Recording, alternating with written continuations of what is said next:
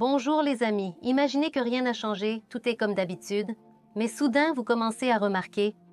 Le matin, il devient plus difficile de se lever, les mains semblent devenir plus faibles, les jambes se fatiguent plus vite et les muscles semblent fondre sous vos yeux. Pourquoi? Tout cela est dû au fait qu'il manque un produit clé dans votre alimentation. Sans lui, les muscles ne se construisent pas, ne se réparent pas, ils commencent simplement à disparaître. Aujourd'hui, je vais vous dire quel est ce produit, comment le consommer correctement et ce qu'il faut encore pour conserver la force, la mobilité et l'activité après 60 ans. De quels produits les muscles ont-ils absolument besoin pour ne pas disparaître? C'est la protéine, le principal matériau de construction de notre corps. Et avec l'âge, nous en avons encore plus besoin qu'avant. Après 60 ans, la masse musculaire diminue naturellement. Cela s'appelle la sarcopénie. Plus simplement, les muscles deviennent plus faibles et le corps moins endurant. Les raisons sont simples. Le niveau d'hormones diminue, les protéines sont moins bien assimilées et l'activité physique baisse. Si vous ne faites rien, les muscles fondent tout simplement. Mais cela ne nous convient pas, n'est-ce pas? Mais il ne s'agit pas que d'apparence ou de force. Une carence en protéines peut entraîner des chutes, des fractures et même un affaiblissement du système immunitaire.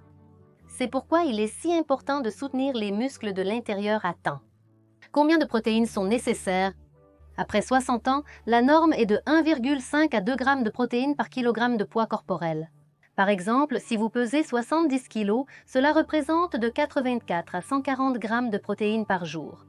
Qu'est-ce qui peut aider? Poulet, poisson, saumon, thon, maquereau, œufs, fromage blanc, légumineuses, noix, graines. Conseil, au petit déjeuner, une omelette avec du fromage et des légumes, au déjeuner du poisson avec du sarrasin, au dîner du fromage blanc avec des baies. Comment bien répartir les protéines? Pour que les protéines soient mieux assimilées, répartissez-les de manière uniforme. 20 à 30 grammes par repas par exemple, 2 œufs au petit déjeuner, 100 grammes de poulet au déjeuner, 150 grammes de fromage blanc au dîner. Si vous ne mangez pas de viande, incluez du tofu, des lentilles, des pois chiches ou des protéines végétales. Combien de protéines dans les aliments?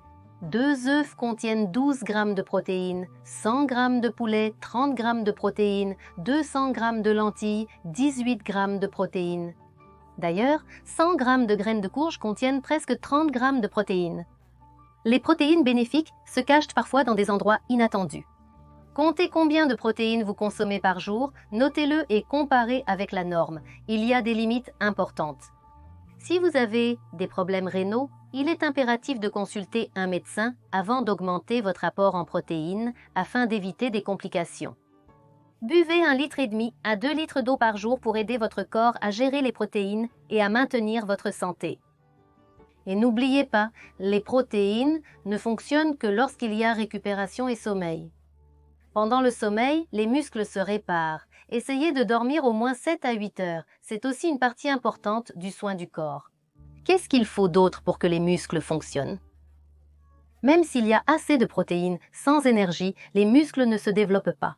Il faut aussi d'autres éléments, des calories, des glucides lents comme les flocons d'avoine, le sarrasin, le riz brun, les pommes de terre, le pain complet, les fruits, surtout les bananes et les pommes, des bonnes graisses comme l'huile d'olive, l'avocat, les noix, les graines, les oméga 3, le poisson gras ou l'huile de poisson, si cela est approuvé par le médecin. La vitamine et le calcium se trouvent dans les œufs, les produits laitiers, le brocoli, le kéfir, les promenades au soleil et les compléments uniquement après des analyses. La protéine ne fonctionne pas sans mouvement, la protéine ne sera pas efficace si les muscles ne reçoivent pas de signal et ce signal, c'est le mouvement. Qu'est-ce qui convient? Des promenades de 30 minutes par jour, des exercices simples à domicile comme se mettre sur la pointe des pieds, des mouvements de bras assis, lever les jambes, un peu de musculation légère, des squats contre un mur, des pompes sur une table, de la gymnastique thérapeutique et des étirements. Comme sur ma chaîne, au moins 3 à 4 fois par semaine. Avant de commencer les exercices, consultez un médecin, surtout si vous avez des douleurs articulaires, de l'ostéoporose ou des problèmes cardiaques. Commencez par des mouvements légers et augmentez progressivement la charge. Si marcher ou rester debout est difficile, essayez des exercices assis. Levez les bras, faites des rotations d'épaules, commencez à presser une balle dans vos mains. Même les petits mouvements sont bénéfiques. L'une de mes élèves, Tatiana, a commencé par de simples exercices assises et un œuf au petit déjeuner.